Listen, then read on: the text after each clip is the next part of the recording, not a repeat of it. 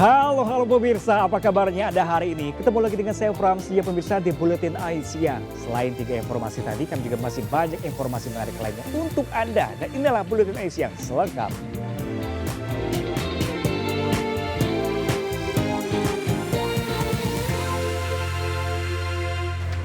Ya pemirsa, harga beras yang semakin mahal membuat ratusan warga berdesakan dan saling dorong untuk mendapatkan beras murah dalam operasi pasar di kota Bandung, Jawa Barat.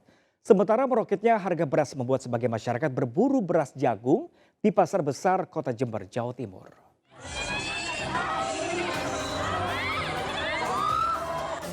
Ratusan warga berdesakan untuk mendapatkan beras murah dalam operasi Pasar Bulog di Kecamatan Buah Batu, Kota Bandung.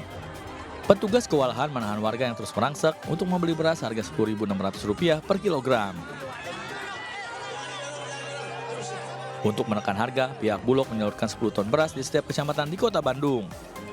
Operasi pasar murah ini akan berlanjut hingga 2 pekan mendatang. Sementara demi mendapatkan beras murah, ratusan warga rela berdesakan dan antre panjang di halaman kantor Kecamatan Argomulyo, Salatiga. Setiap warga dijatah maksimal membeli 10 kg beras kualitas medium dengan harga Rp52.000 per 5 kilogramnya. Guna menekan harga beras di Salatiga, pihak Bulog menggelontorkan 20 ton beras dalam operasi pasar di setiap kecamatan.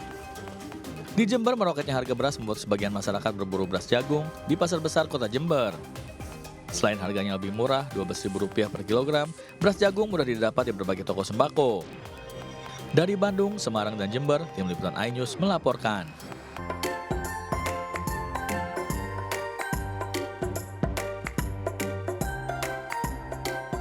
Kalau melukis menggunakan cat air, itu sih sudah biasa ya. Namun gimana jadinya jika melukis menggunakan ampas kopi? Nah, di Jember seorang pelukis justru gunakan ampas kopi untuk membuat lukisan. Adalah Sony Hidayat, warga Jember yang menekuni dunia lukis realis yang menggunakan ampas kopi untuk melukis di atas kanvas. Ide ini muncul justru saat dirinya sedang ngopi dengan teman-temannya. Sony iseng gunakan ampas kopi yang tersisa di gelas untuk membuat lukisan wajah di atas kertas dan ternyata hasilnya natural dan bagus. Selain lukisan wajah, ada juga lukisan pemandangan, binatang, buah-buahan sesuai permintaan pelanggan. Kopi ini kan mudah didapat. Kalau cat itu kan masih beli, ya mahal juga. Terus cara melukisnya juga gampang, cuma kasih air, terus warnanya juga bagus kalau dilukis. Hasil lukisan Sony banyak dilirik dari Jember maupun kota lain. Harga untuk satu lukisan juga bervariatif, mulai dari ratusan ribu hingga jutaan rupiah. Dari Jember, Jawa Timur, Bambang Sugiarto, iNews melaporkan. Ya pemirsa, tikus mungkin bagi sebagian orang adalah hewan pengerat yang menggelikan. Namun tahukah Anda, beternak tikus menjanjikan potensi ekonomi yang cukup tinggi hingga memberikan untung jutaan rupiah tiap minggunya.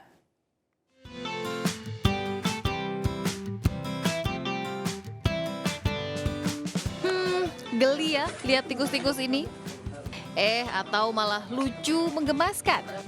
Nah, mau gimana pun ada yang tahu nggak pemirsa? Tikus-tikus ini ternyata bisa bawa untung jika diternak.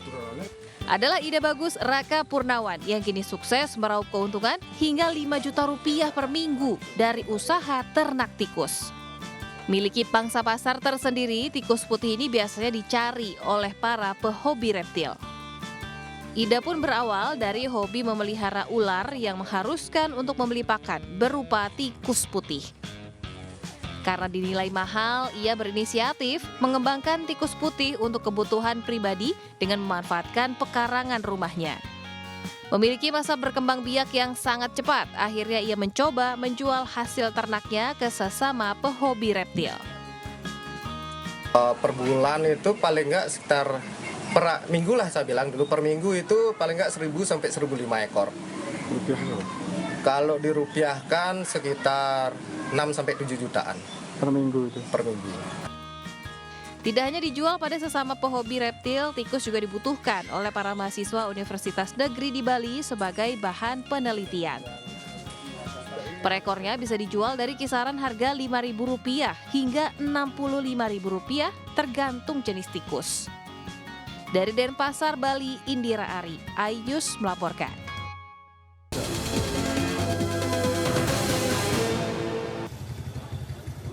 Ketua KPPS di TPS 121 Sunter Agung, Tanjung Priuk, Jakarta Utara, Arman bin Amarzah meninggal dunia setelah menjalani perawatan di Rumah Sakit Umum Daerah Koja.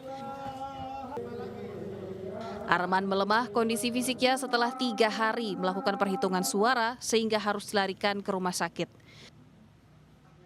Diduga Arman menghembuskan nafas terakhirnya karena kelelahan serta penyakit darah tinggi yang dideritanya. Sementara itu di Kota Pamekasan, Jawa Timur, rumah Ketua KPPS Desa Nyala Budaya hancur dan porak-poranda akibat dibom orang tak dikenal. Beruntung tidak ada korban jiwa dalam kejadian ini. Pihak kepolisian masih melakukan penyelidikan terkait peledakan rumah Ketua KPPS. Puluhan petugas penanganan prasarana dan sarana umum atau PPSU Kelurahan Ancol, Pademangan, Jakarta Utara menggelar mogok kerja. Aksi ini dilakukan sebagai protes karena sakit hati kerap diolok-olok miskin oleh lurah dan sekretaris kelurahan. Bukannya meminta maaf kepada petugas PPSU, lurah justru menyampaikan permintaan maaf kepada pimpinan atas kegaduhan yang terjadi. Pihak lurah juga meminta 114 anggota PPSU yang mogok untuk segera kembali masuk kerja. Hujan deras yang mengguyur kawasan Padarincang, Kabupaten Serang, Banten mengakibatkan banjir bandang. Banjir menerjang Kampung Cipait, Desa Ciomas, dampak meluapnya aliran Sungai Cidanghiang. Sebanyak 15 rumah warga rusak akibat terjangan derasnya arus banjir. Beruntung tak ada korban jiwa dalam musibah ini. Awas kabel. Awas kabel. Melihat api yang terus membesar dan menimbulkan ledakan, para pengendara di Jalan Raya Condet, Kramat Jati, Jakarta Timur langsung berhenti. Mereka khawatir akan menjadi korban tersengat aliran listrik atau terkena percikan bunga api jika nekat melintas. Terlebih api telah menjalar ke tiang listrik dan nyaris membakar pohon yang berada di dekat tiang. Warga menduga terbakarnya kabel udara ini akibat korsleting listrik atau kelebihan muatan sehingga karet pembungkus kabel meleleh dan terbakar. Tidak ada korban jiwa dalam peristiwa ini dan api berhasil dipadamkan setelah petugas tiba di lokasi. Dari Jakarta, Rio Manik, iNews melaporkan.